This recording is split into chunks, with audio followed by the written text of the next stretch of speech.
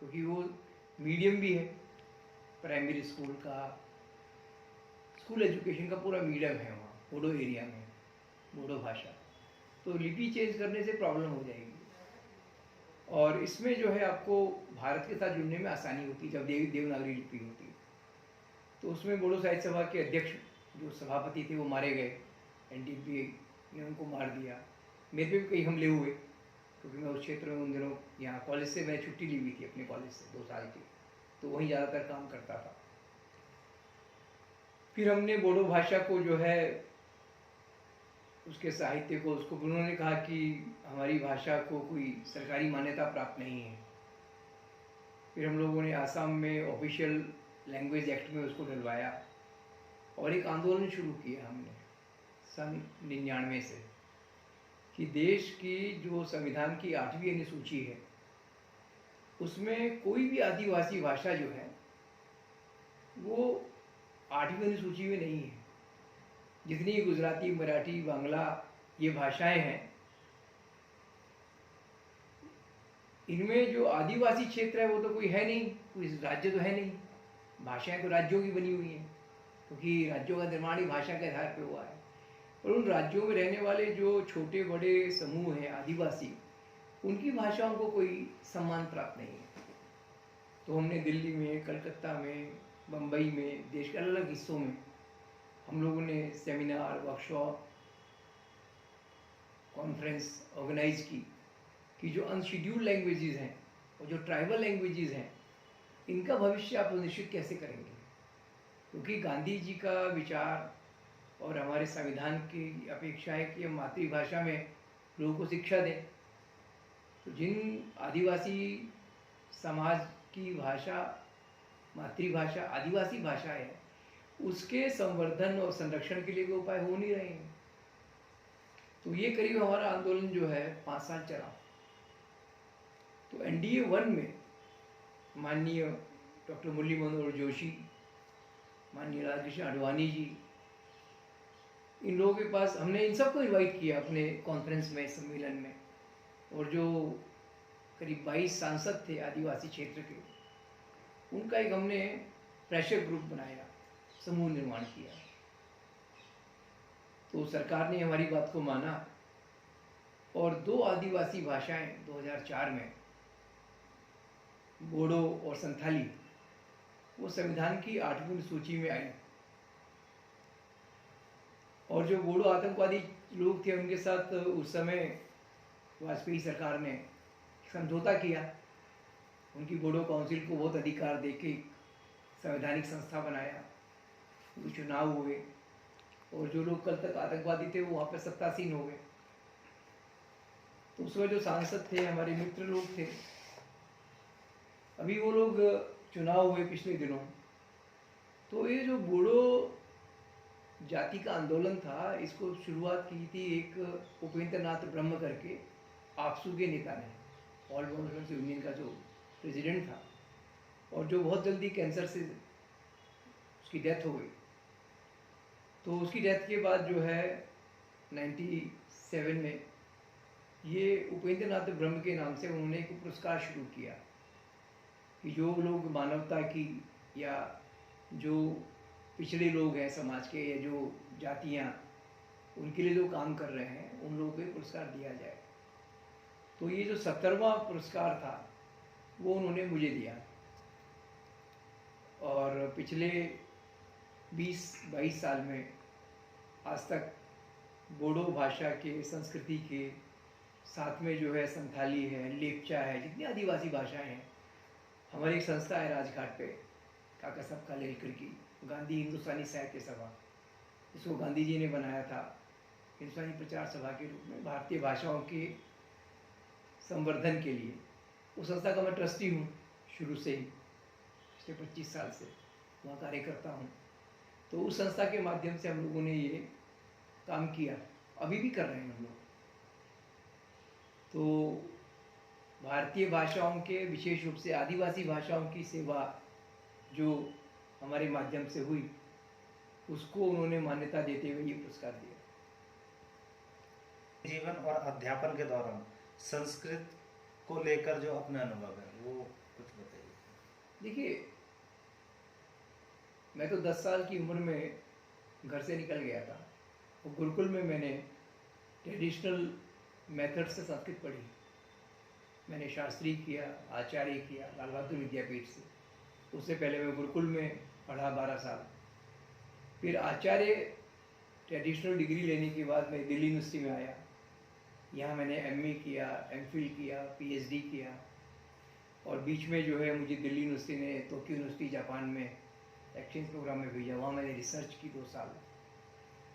तो संस्कृत तो यह है कि पिछले 52 साल से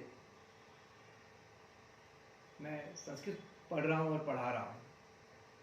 तो संस्कृत असल में क्या है? संस्कृत भारत की आत्मा है।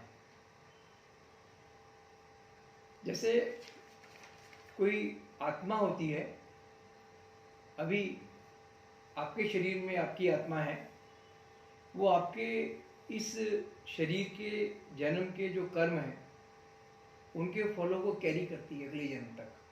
फिर आप अगला जन्म लेते हैं, फिर उन कर्मों का फल भोगते हैं।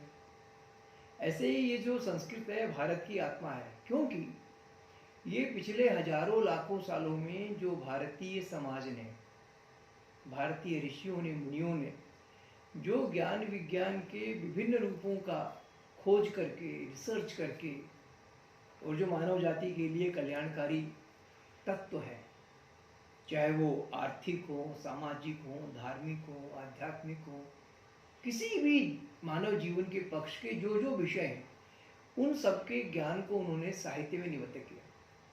और वो जो साहित्य है वो संस्कृत में है। इसलिए भारत जो है, गांधी जी के शब्दों में, अगर संस्कृत नहीं है तो भारत नहीं है।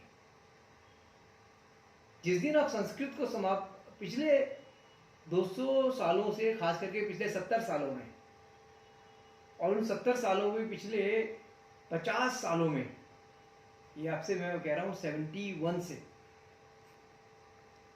जब नूरुल हसन शिक्षा मंत्री बने, एक सीपीआई कार्ड होल्डर कांग्रेस में शामिल होकर वो शिक्षा मंत्री बना, उस व्यक्ति ने जिस तरह से पूरी भारतीय शिक्षा व्यवस्था का कम्युनिस्टीकरण कर दिया, मार्क्सवादी बना दिया, यानी उसने क्या क्या नहीं बनाया। उसने आईसीएसआर बनाया, उसने आईसीपीआर बनाया, उसने आईसीएचआर बनाया, उसने एंथ्रोपोलॉजिकल सोसाइटी बनाई। यानी सोशल साइंसेज जो भारतीय समाज की विभिन्न दिशाओं को तय करने वाला जो विषय है, समाज विज्ञान, सोशल साइंस, उन सोशल साइंसेस को उसने पूरी तरह से भाषाओं समेत उसने उन सब का जो है मार्क्सवादीकरण कर दिया। जेएनयू भी उस समय बना, दिल्ली विश्वविद्यालय, पूरे देश के जितने भी कम्युनिस्ट थे, CPI CPM card holders, professors, scholars, उन सबको दिल्ली यूनिवर्सिटी, जामिया, जेएनयू में स्थापित कर दिया गया, और उनके माध्यम से इस देश की पूरी शिक्षा व्यवस्था को भारतीय संदर्भों से समाप्त करने का काम किया। तो अभी जो पिछले 70 से और 20-50 साल हो गए, इन 50 सालों में जो शिक्षा व्यवस्था इस देश में चल रही है, उसमें कहीं भी भारत नहीं है। भारत कैसे खत्म होगा? वो खत्म होगा जब आप इसकी संस्कृत भाषा और उसके आधार पर जो संस्कृति है उसका आप नाश कर देंगे। और ये काम बखूबी हुआ।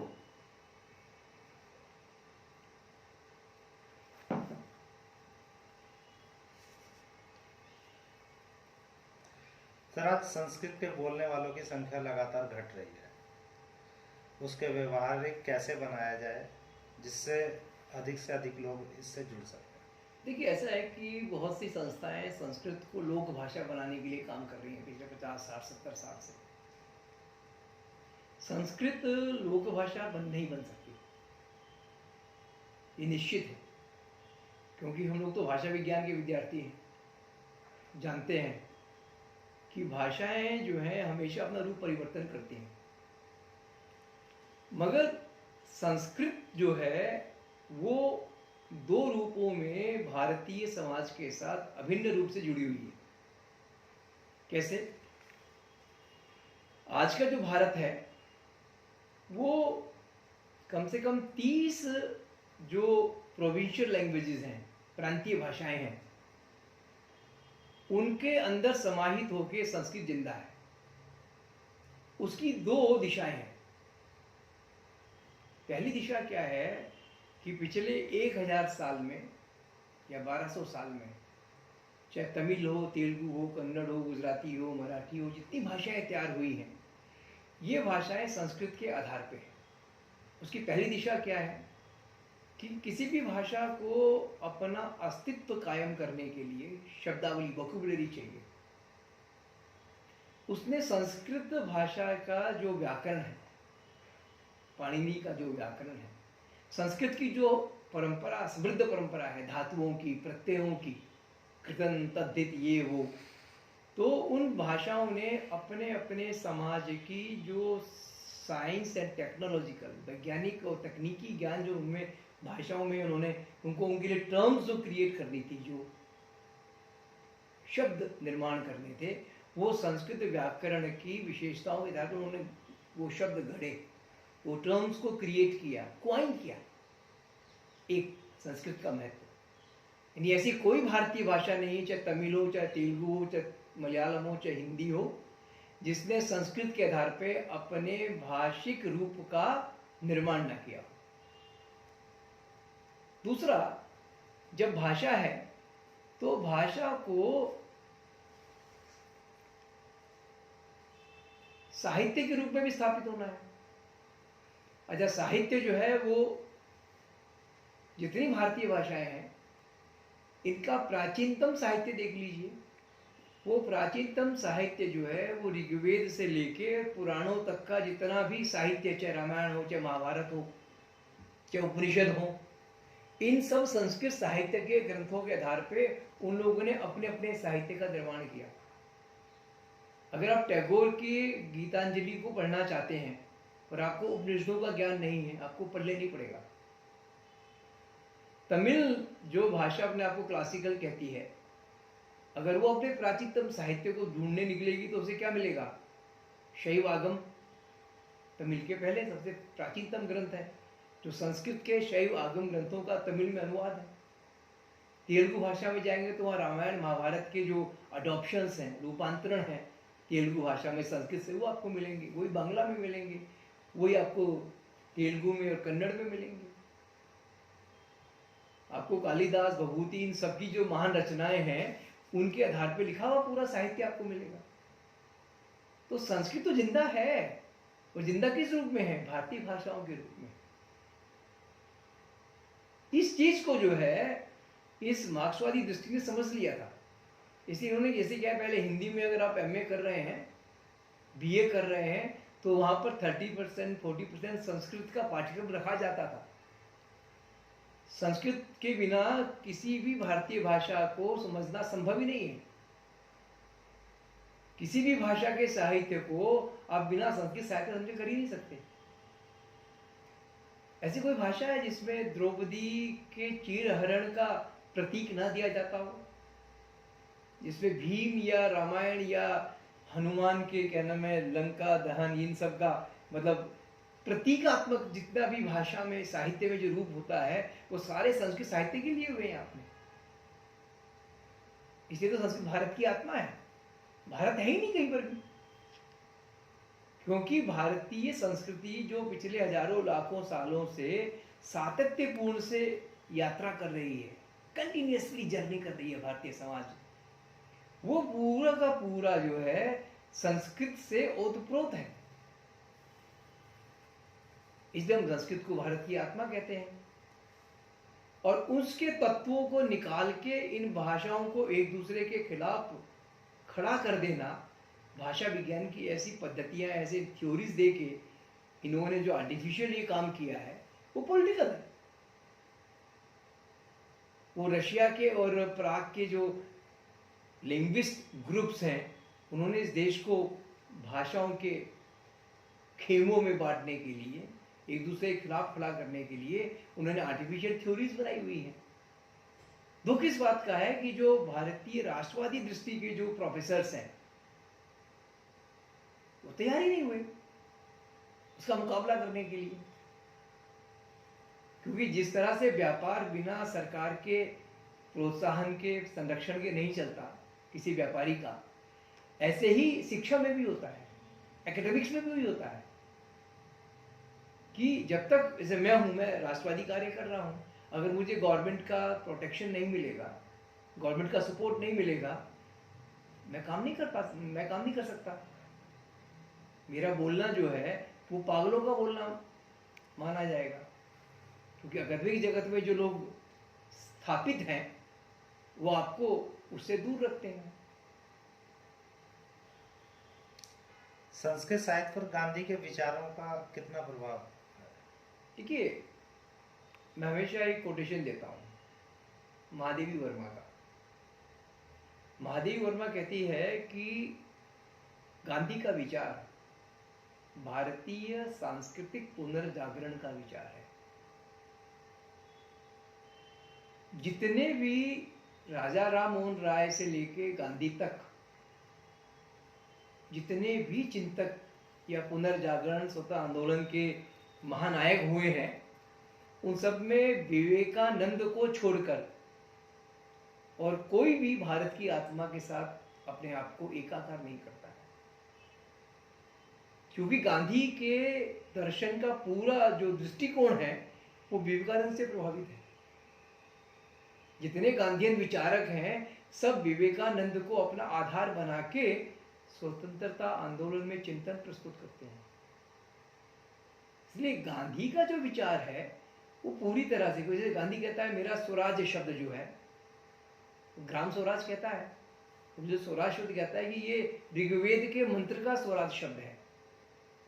गांधी अपने आप को, और अभी मैंने एक पुस्तक के विमोचन में बोला था भागवत जी के सामने ही, कि गांधी जो है ऋग्वेद से लेके विवेकानंद तक, और बीच में वेद है, उपनिषद है, रामायण है, महाभारत है, पुराण है, और विवेकानंद का विचार है। वहां तक जो भारतीय चिंतन परंपरा का जो भारतीय तत्व है, उसके तथ्यों के आधार पर नए भारत का निर्माण गांधी करना चाहता है। हम पॉलिटिकल दृष्टि से गांधी को जब कांग्रेसी बना के देखते हैं, समाजवादी बना के देखते हैं, तो प्रॉब्लम होती है। और गांधी के उस भारतीय चिति के स्वरूप को समझने वाले ऋषि के रूप में धर्मपाल जी ने स्थापित किया, जिसे आज सारे राष्ट्रवादी मान रहे हैं। वो इनडायरेक्टली गांधी को मान रहे हैं धर्मपाल जी के माध्यम से। डायरेक्टली मानने की शायद उनकी पॉलिटिकल वो बंदिश उनको परमिट नहीं कर रही होगी। सर, ऐसी कोई पुस्तक ही बता दीजिए जिस पर गांधी के विचारों का अभी प्रभाव पड़ा हो, मतलब गांधी के विचारों को व्याख्यायित किया हुआ संस्कृत साहित्य में, ऐसी कोई पुस्तक। देखिए, ऐसा है कि गांधी के ऊपर संस्कृत सहित सभी भारतीय भाषाओं ने अद्भुत साहित्य लिखा है। 1936 में ही लाहौर में चारुदेव शास्त्री ने गांधी चरितम लिखा। 40-42 के आंदोलन में पूना की संस्कृत के स्कॉलर क्षमा राव ने सत्याग्रह गीता, गांधी गीता और हजारों महाकाव्य और काव्य लिखे गए गांधी को लेकर संस्कृत में। और यही चीज जो है और भारतीय भाषाओं के साहित्यकारों ने भी की। कारण क्या है कि जो सुवर्णम भारतीय तमिल भाषा का साहित्यकार है वो भी गांधी पे दिख रहा है जी। पूरे राष्ट्रवादी सोच के कवि हैं। नहीं, कारण उसके पीछे उसकी भूमिका देखिए कि जितने भी भारतीय भाषाओं के उस समय के साहित्यकार थे वो सारे भारतीय सांस्कृतिक मूल्यों में स्नान किए हुए थे। उन लोगों को भारतीय सांस्कृतिक मूल्यों की कद्र थी। और कोई ऐसा व्यक्ति जो है राजा राम मोहन राय से लेके गांधी तक ऐसा उनको नहीं मिल रहा था जो उन भारतीय सांस्कृतिक मूल्यों के आधार पे भारत के भविष्य का निर्माण करना चाहता हो। इसलिए इन साहित्यकारों की मजबूरी थी कि वो गांधी को आधार बना के अपने साहित्य की रचना करें, क्योंकि साहित्यकार बहुत बहुत ऋषि है हमारे यहाँ। कोई भी साहित्यकार आसानी से नहीं बनता, चाहे जयशंकर प्रसाद हो, चाहे मैथिली शरण गुप्त हो। हिंदी में जितने भी जो साहित्यकार होते हैं वो दिव्य दृष्टि वाले ऋषि होते हैं, और वो अपने सांस्कृतिक मूल्यों के आधार पर ही समाज की को एक दृष्टि देना चाहते हैं। इसलिए उनकी मजबूरी, और उनको और कोई आदर्श मिला ही नहीं। यानी विवेकानंद को समय नहीं मिला। विवेकानंद ने एक भारतीय दृष्टि दी, जो अपने देश की संस्कृति के, महान संस्कृति के रहते हुए अपनी गुलामी के कारणों की खोज करता है, और उस गुलामी से, उस गरीबी से उभरने का एक रास्ता तलाशने की कोशिश करता है विवेकानंद। और उसके बाद समय नहीं मिला उसको, 32-33 साल में चला गया वो व्यक्ति। पर गांधी को पर्याप्त समय मिला। गांधी ने भारतीय सांस्कृतिक मूल्यों के आधार पे अब न केवल अपनी लड़ाई लड़ी, बल्कि उसने पूरा रचनात्मक क्रांति शास्त्र भारत को दे दिया। वो भी उसका मतलब इम्प्लीमेंटेशन पूरा नहीं कर पाया, क्योंकि दो चीजें थी, एक थी राजनीतिक स्वतंत्रता और एक सामाजिक क्रांति करके भारतीय समाज को उन भारतीय मूल्यों पर स्थापित करना। वो गांधी का काम अधूरा रह गया। और बाद के हम लोगों ने जो गांधी का नाम लेते हैं या गांधी विचार की बात करते हैं, हम लोगों ने उस गांधी की चीज को उतनी व्यापकता में अपनाने का प्रयास ही नहीं, हमारी योग्यता ही नहीं थी। वही गांधी का महत्व ये है कि उसने उस समय की 30 करोड़ भारतीय जनता के साथ एकात्मता स्थापित की। यानी गांधी के एक आह्वान पर, जहां ना सोशल मीडिया था ना कुछ था, गांव-गांव से लोग उसमें शामिल हो जाते थे। अब कह रहे हैं गांधी की किताब, अभी हम लोगों ने एक हफ्ते का वर्कशॉप किया है यहाँ हिंद स्वराज को लेके। बजाज की श्रीनिवास की पुस्तक जो भागवत जी ने विमोचन किया था, मेकिंग ऑफ हिंदू पैट्रियट, उसको लेके हमने वर्कशॉप किया है यहाँ गांधी भवन में। तो उसमें मैंने यही कहा उस कार्यक्रम में भी, अपने वर्कशॉप में भी, कि गांधी जानता है, जो उसने हिंद स्वराज में लिखा, कि भारतीय समाज जिस तरह से पश्चिमी शैतानी सभ्यता के पीछे भाग रहा है, समाप्त हो जाएगा। भारतीय सभ्यता के जो मूल्य हैं, आज बेशक हम इतने गुलाम हैं, गिरे हुए हैं, गरीब हैं, मोरली बहुत डाउन है, फिर भी हमारे पास इतना कुछ है कि हम दुनिया को दे सकते हैं। फिर आगे गांधी कहता है कि मैं भारतीय सभ्यता के मूल्यों के आधार पर पश्चिमी सभ्यता के खिलाफ जो आपको कह रहा हूँ, इसलिए कह रहा हूँ कि यही माँ भारतीय सभ्यता जो है पूरे विश्व के लिए आदर्श बनेगी। यानी संपूर्ण विश्व को, मानव जाति को, सृष्टि को अगर जीना है तो इन भारतीय मूल्यों के आधार पर ही वो खुद खड़ी हो सकती है और दुनिया को प्रेरणा दे सकती है। गांधी तो यहां तक बोलता है।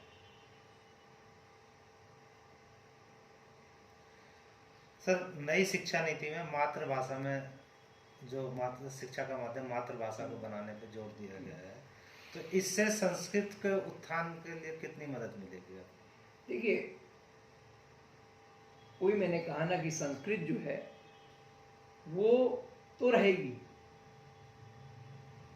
कारण क्या है, मातृभाषा का जो विषय है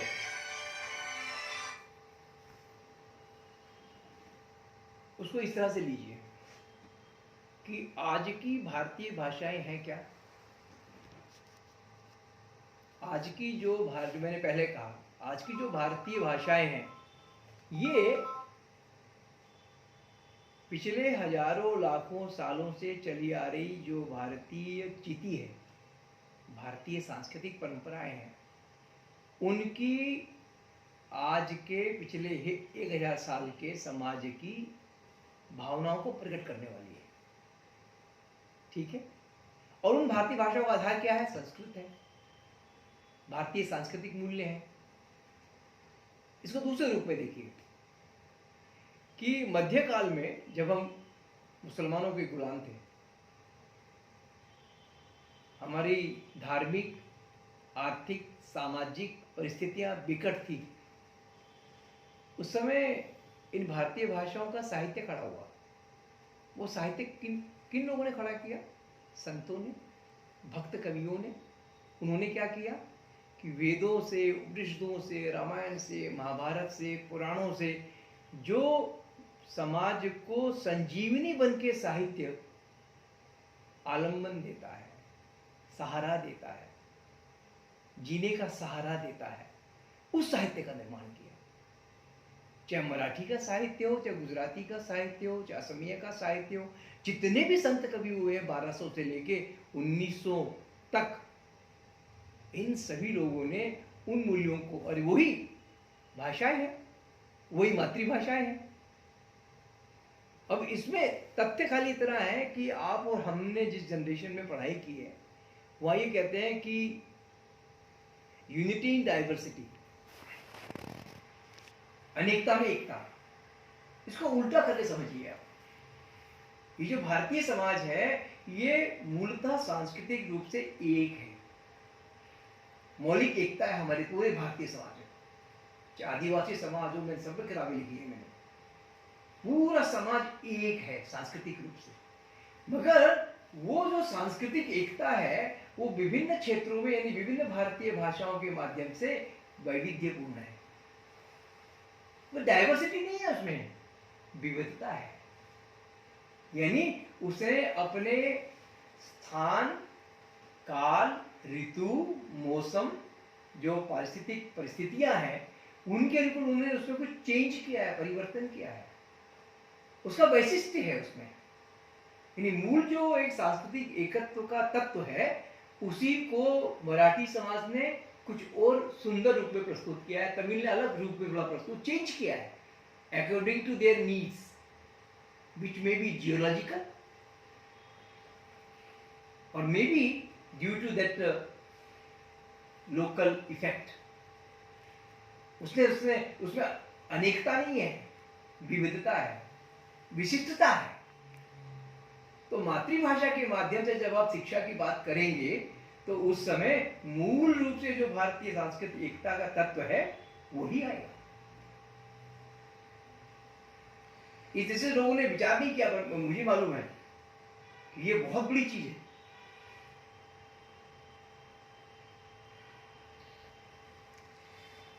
सर, जैसे गुरुकुल की जो शिक्षा पद्धति है, वो आधुनिक वातावरण से मेल नहीं खाती है, तो ऐसे में वहाँ पढ़कर निकलने वाले विद्यार्थियों के लिए रोजगार के जो अवसर हैं, उसकी संभावना को आप कैसे देखते हैं? देखिए, मैं भी गुरुकुल पद्धति से पढ़ा हूँ 12 साल, ठीक है, और मैं रोजगार युक्त हूँ, हजारों रोजगार देने की स्थिति में हूँ, ऐसा नहीं है। हमारी जो गुरुकुल पद्धति है, उसको जो पहला संस्कृत आयोग बनाया था सुनीति कुमार चटर्जी की चेयरमैनशिप में, उसने जो रिकमेंडेशंस दी थी, गुरुकुलों का काम क्या है, इन पाठशालाओं का, संस्कृत यूनिवर्सिटीज का रोल क्या है? इनका ये है कि पिछले हजारों लाखों सालों से जो एक ट्रेडिशनल वे में शास्त्रों के अध्ययन अध्यापन की परंपरा है, उसको सुरक्षित रखना है। ठीक है, हम जो लोग यूनिवर्सिटी सिस्टम में या मेन स्ट्रीम एजुकेशन में हैं, हम लोग उतनी गहराई में शास्त्रों में नहीं जा सकते। इसलिए इन दोनों का आपस में एक दूसरे का पूरक रूप में प्रयोग है। रोजगार की कोई कमी नहीं है। कमी कहाँ है कि जो हमारा गुरुकुल सिस्टम पिछले हजारों लाखों साल से चला आ रहा था, जो अंग्रेजों के समय में कमजोर कर दिया गया, और पिछले 70 साल में जिसको बिल्कुल नेस्तनाबूद करने का काम सरकारें कर रही है, आज भी कर रही है।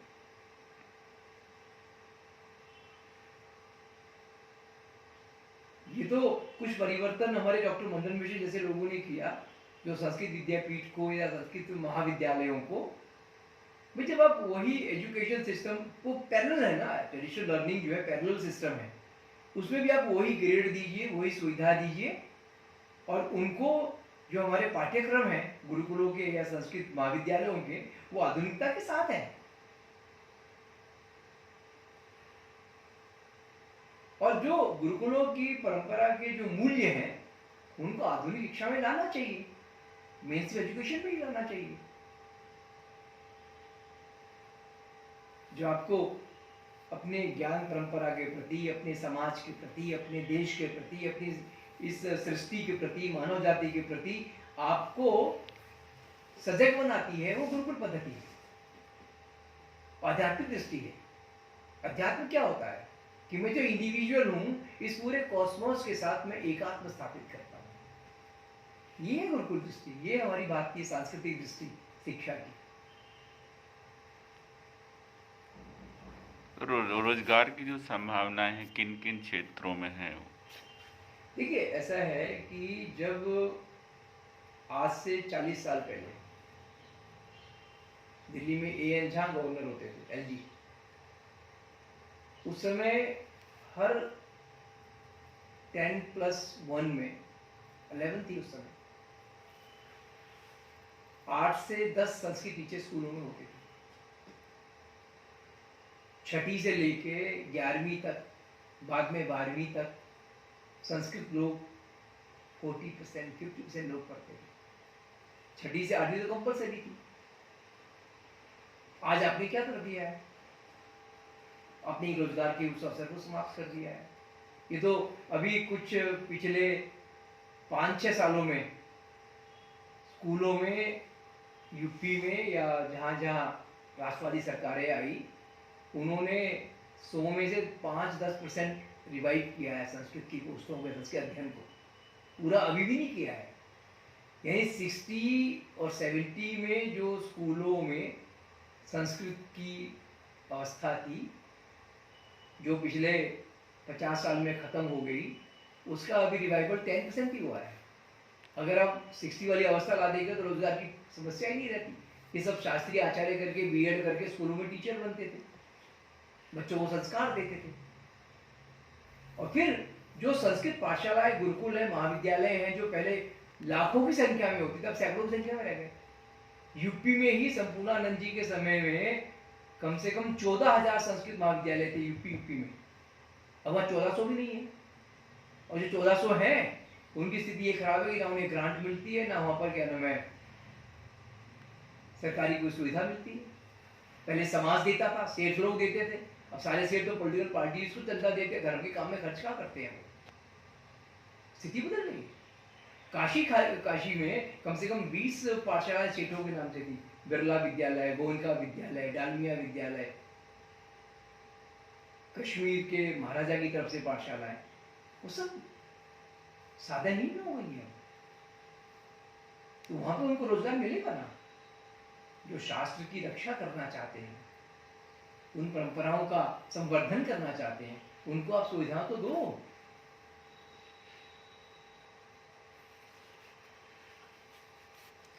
वैश्विक भाषाओं में संस्कृत की स्थिति को कहाँ पाते हैं? देखिए,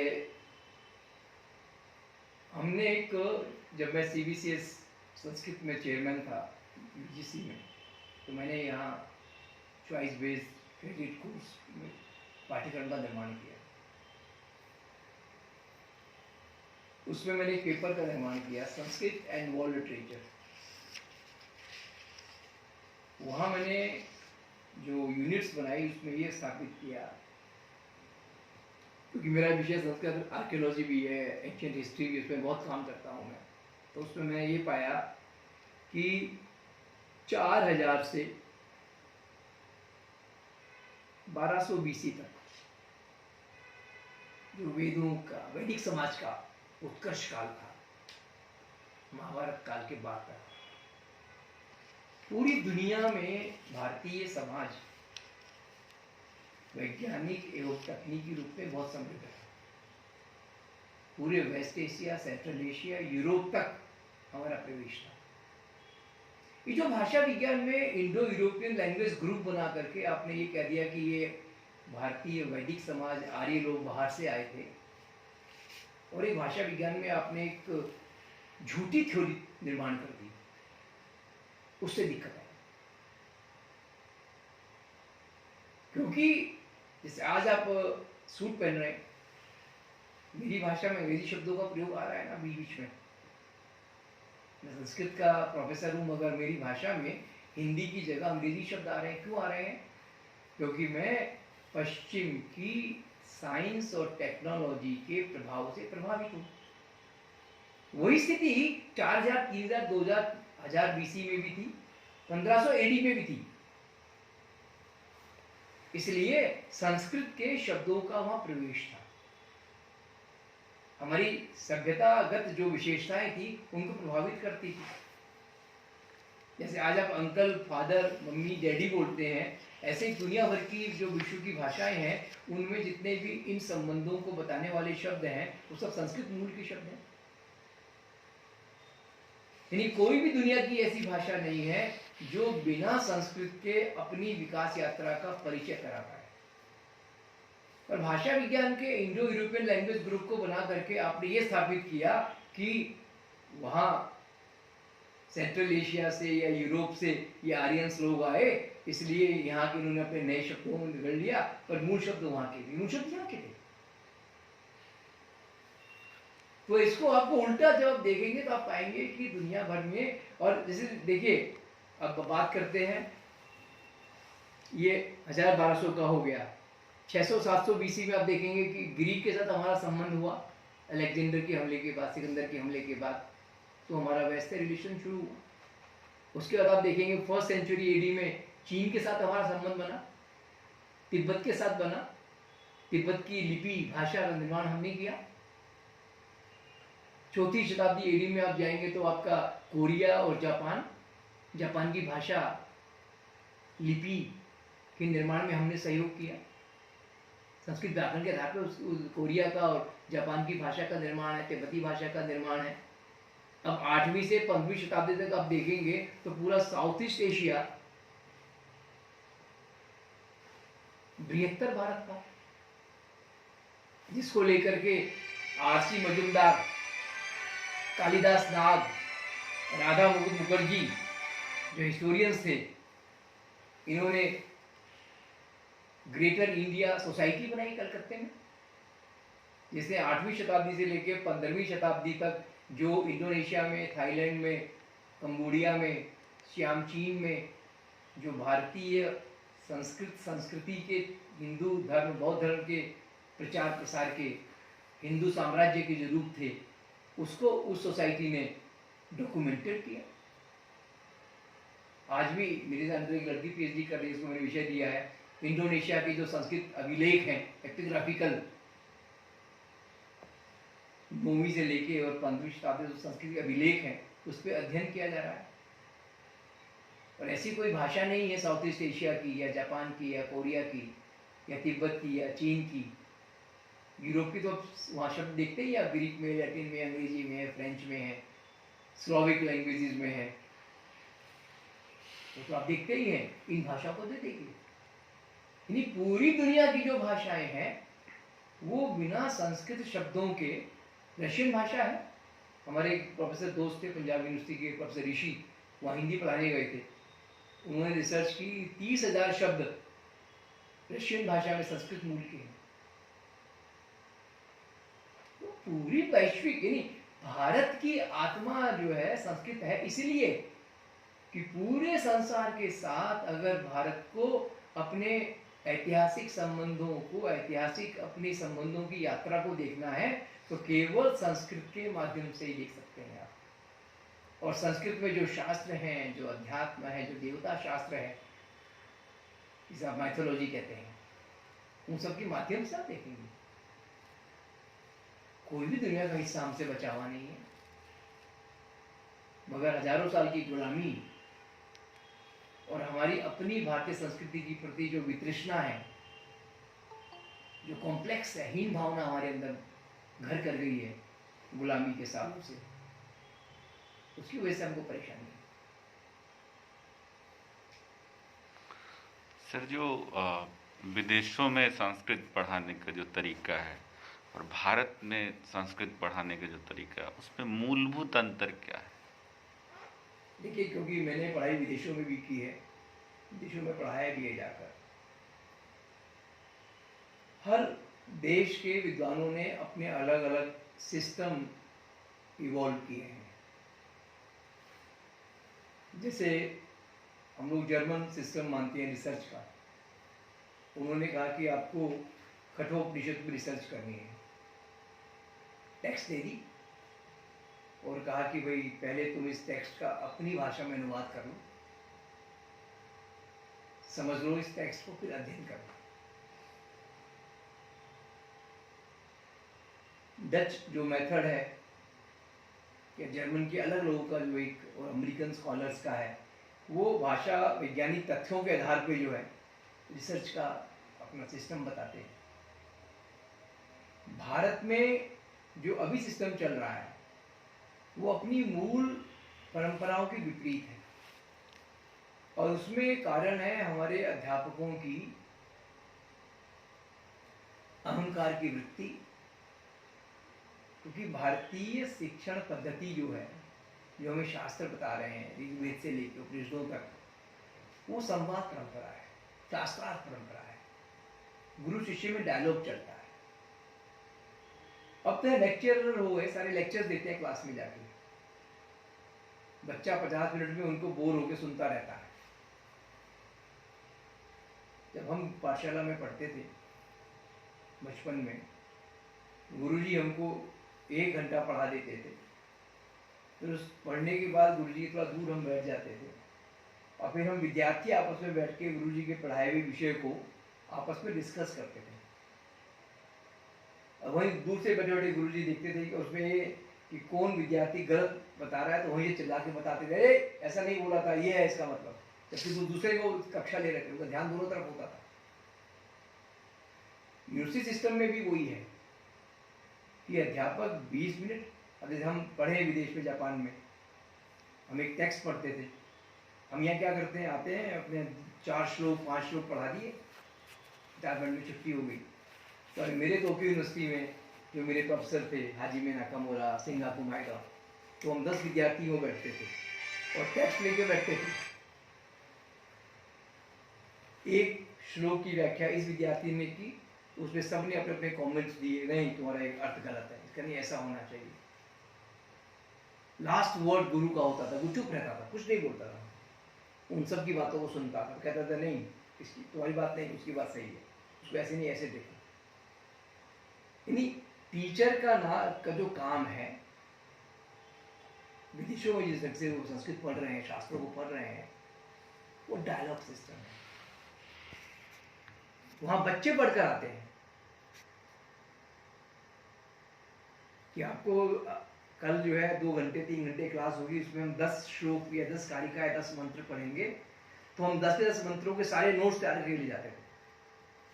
और गुरुजी एक तरफ बैठे हुए अपना सुन रहे हैं, पाइप पी रहे हैं, कॉफी पी रहे हैं, पर सुन रहे हैं सबको। और लास्ट में कई बार गुरुजी भी कहते थे कि oh this side was ignored by me, okay tomorrow we will sit again and discuss this. पूरी रात बैठ के वो अपने नोट्स दोबारा चेक करते थे, पढ़ते थे, हाँ नहीं मैं गलत था, तुमने सही कहा था, स्टूडेंट्स को कहते थे।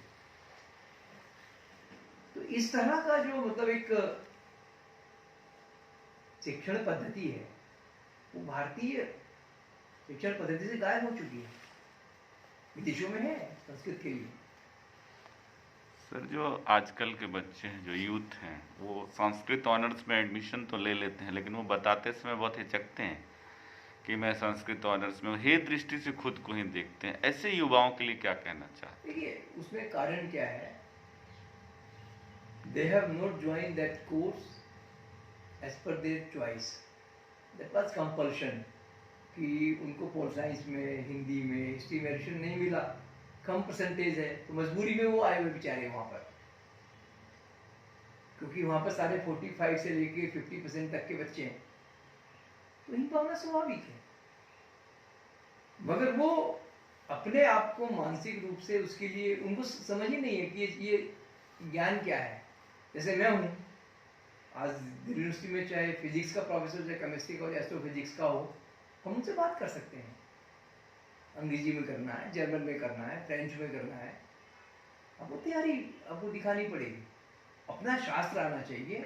और इंटरडिसिप्लिनरी जो सब्जेक्ट्स जैसे हिस्ट्री वाले हैं हमसे नहीं जीत सकते, पॉलिटिकल साइंस वाले हमसे नहीं जीत सकते, क्योंकि हम अपनी इंडियन ट्रेडिशन में जो पॉलिटिकल थिंकिंग है, जो हिस्ट्री के सब्जेक्ट्स को लेके हमारी अपनी समझ है, उसको हमने बखूबी समझा है। ठीक, आप कहते हो कि हिस्ट्री मेकिंग में textual evidence is not enough, archaeological evidence is must, we follow that. वो जिस तरह का वातावरण आपके आसपास है उसको आपको वैसे ही मतलब तैयार करना पड़ेगा, आपके चिल्लाने से कुछ नहीं होगा, क्योंकि अकादमिक जगत तो एक्सीलेंस मांगता है।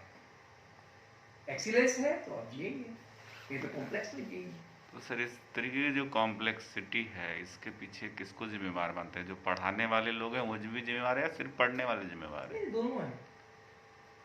अध्यापक तो देखिए हमेशा दोषी रहता है, हम कितना भी अच्छा कर लें, अगर कुछ भी कमी होती है तो उसका दायित्व तो हमको लेना पड़ता है, हाँ हमारे कारण ये हुआ, और उसमें हम नीचे नहीं गिरते हैं, बल्कि और ऊपर उठने का हमको जो है एक अवसर मिलता है अपने इस कमी को स्वीकार करने में। गीता का श्लोक भी है सर, अच्छा या मैं लेता हूँ तो बुराई कौन लेगा? तो शिक्षक अगर वाहवाही लेता है तो उसको बुराई भी झेलनी पड़ेगी कई दफे। नहीं, स्वीकार करना चाहिए।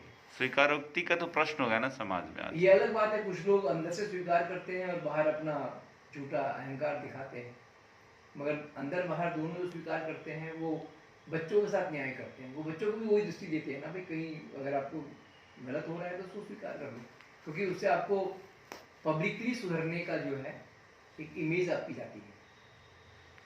तो सर आखिरी सवाल होगा, एक हमारे मित्र के पास कोई सवाल होगा तो पूछ लेंगे वो, ये जो आपने इतने लंबे समय तक अनुभव किया है, विभिन्न संस्थानों से जुड़े रहे हैं संस्कृत के, बहुत सारे पुरस्कार भी उसकी सेवा के लिए आपको मिले हैं, कितने प्रतिशत लोग हैं जो आपके हिसाब से एक अनुमानित कि संस्कृत को मन से पढ़ते होंगे, सिर्फ किताबी ज्ञान के लिए नहीं पढ़ते होंगे? देखिए, मैं तो कुछ मिशन लेके आया था कॉलेज से उठ के, बहुत मेहनत लगी, प्रोफेसर बना था, 1% भी नहीं है। मेरे अंदर करीब 20 PhD हो चुके हैं, उन 20 में से 1 या 2 या 1.5 ही शायद मेरे अनुकूल बच्चों ने काम किया है, और जिसने मेरे अनुकूल काम किया है मेरे सपनों के अनुसार, उसको मैंने सही स्थापित कर दिया है। क्योंकि हम मजाक नहीं कर सकते अपने ऋषि परंपरा के साथ, जो हमारी ऋषि परंपरा को आगे ले जाने में अपने आप को तैयार करके सामने आएगा, उसको हम भी आशीर्वाद देंगे, ऋषि भी आशीर्वाद देंगे, और प्रभु तो रास्ता उसका बना ही देते हैं। आज के जो संस्कृत प्रेमी लोग हैं उनसे क्या कहना चाहेंगे? बस यही है कि वो संस्कृत को जो उसका सही परिप्रेक्ष्य है उसमें देखने का कष्ट करें। संस्कृत जो है, क्योंकि सबसे बड़ी समस्या क्या है कि आप कहने को संस्कृत पढ़ रहे हैं और आपका जो चरित्र है वो दकियानुसी, या क्योंकि संस्कृत का मतलब है कि आपका जो चरित्र है, आपकी करनी कथनी है, वो एक होनी चाहिए। दूसरा क्या है कि संस्कृत का विद्यार्थी जात पात, ऊंच नीच, भेदभाव, संस्कृत जगत के नाश का एक ही कारण है।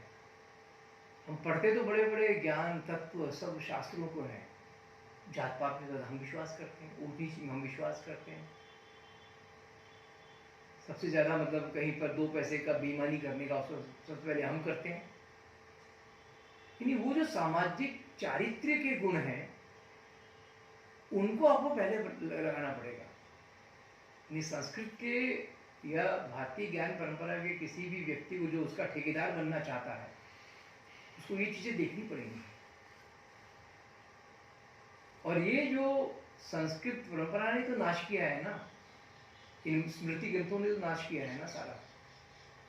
जहां आप जो है वर्ण व्यवस्था, जाति व्यवस्था के आधार ऊंच नीच करते हैं आप, स्त्रियों के मतलब करना उनके साथ भेदभाव करते हैं, क्षेत्रवाद भी ज़्यादा हम संस्कृत वाले ही करते हैं। तो ये जितनी भी लांछनाएं हैं भारतीय समाज पर, जो संस्कृत जगत के द्वारा समाज को दी गई है मध्यकाल में, उस सबका निस्तार करना पड़ेगा। उसको इग्नोर नहीं करना है, उसका खंडन करना है। अच्छा, मैं करता हूँ शब्दों में कि अगर आप ये कह रहे हैं कि मैंने उपनिषद पढ़ा है कि ईश्वर सब में रहता है, तो उसके बाद फिर मैं कुत्ते में और गौ में भेद कैसे करूँगा? मैं उसके आधार पे अपने किसी विद्यार्थी को कि ये दलित है और ये ब्राह्मण है और ये मेरे गोत्र का है, ये विधवा में कैसे कर सकता हूँ? ये जो लांछनाएं हमें संस्कृत परंपरा ने दी है मध्यकाल में, उसका खंडन बहुत मजबूती से करना पड़ेगा और कहना पड़ेगा कि ये शायद उस समय की मजबूरियां होंगी, पर आज के 21वीं सदी के समाज के लिए हमारी परंपराओं की ये चीज़ें गलत हैं, इनको हम निकाल के बाहर करना चाहते हैं। बिल्कुल कठोर होना पड़ेगा, क्योंकि हमारा अंतिम उद्देश्य एक यही है कि किस तरह से अपने हिंदू समाज को हम न केवल वैज्ञानिक, न केवल चारित्रिक, बल्कि हर तरह से इस समाज को हम ऐसा परिपक्व कर दें कि कोई इस पे डेंट ना मार सके। क्योंकि हजारों साल में हमने अनुभव ले लिया, कितना समाज हमने तोड़ लिया इस जात पात में ऊंच नीच करके। हमने अभी भी कन्वर्जन होता जा रहा है, हिंदू समाज घटता जा रहा है। हम लोग आपस में जो हैं इतने नीच बन के एक दूसरे का गला काटने में लगे हुए। हिंदू समाज का कोई हिंदू समाज नहीं रहेगा तो भारतीय समाज नहीं बन पाएगा, और भारतीय समाज नहीं बनेगा तो गांधी के शब्दों में पूरी दुनिया को हजारों लाखों साल की हमारी ऋषियों की तपस्या का जो एक फल है, एक अद्भुत जो मानव जीवन दर्शन है, वो हम नहीं दे पाएंगे। तो उस सपने को तोड़ने का पाप हमें नहीं करना चाहिए। अपने जितने देश की भाषाएं हैं, आदिवासी भाषाएं खास करके, उन क्षेत्रों में काम करना शुरू किया।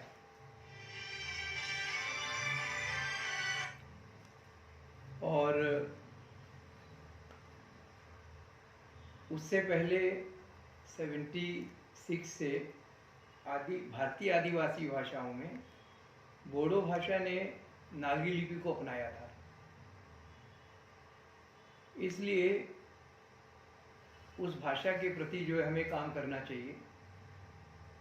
बोडो भाषा क्या है कि वो जो नॉर्थ ईस्ट में एंट्री पॉइंट है, मुख्य द्वार है उसका, वो बोडोलैंड है पूरे नॉर्थ ईस्ट का, आसाम का। यानी श्रीरामपुर बॉर्डर से लेके गोसाई गांव, कोकराझार, बोंगाई गांव, नलबारी, ये सब रास्ता है गुवाहाटी तक, यानी आसाम नॉर्थ ईस्ट में जाने का। तो वो पूरा एरिया आतंकवादी गतिविधियों में उन दिनों बहुत ज़्यादा सम्मिलित था। तो वहाँ जब हम आसाम में गांधीयन मिशनरी के रूप में काम कर रहे थे, तो मुझे ये लगा कि अगर हम नॉर्थ ईस्ट में भारत के साथ उसको जोड़ना चाहते हैं, उसकी प्रगति चाहते हैं, तो इस गेटवे ऑफ नॉर्थ ईस्ट को शांत करना पड़ेगा। तो हमने बोडो भाषा और साहित्य के लिए काम करना शुरू किया।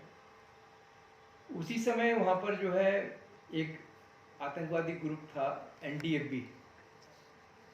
एनडीएफबी जो है बोडो भाषा के लिए नागरी लिपि को हटा के रोमन लिपि करना चाहता था। उसका वो आतंकवादी आंदोलन का एक हिस्सा था, वो विषय भी उसका हम विरोध करते थे। उस चक्कर में हम लोगों ने बोडो साहित्य सभा, जो बोडो समाज की सबसे बड़ी साहित्यिक संस्था है, और बोडो छात्र संघ आपसू,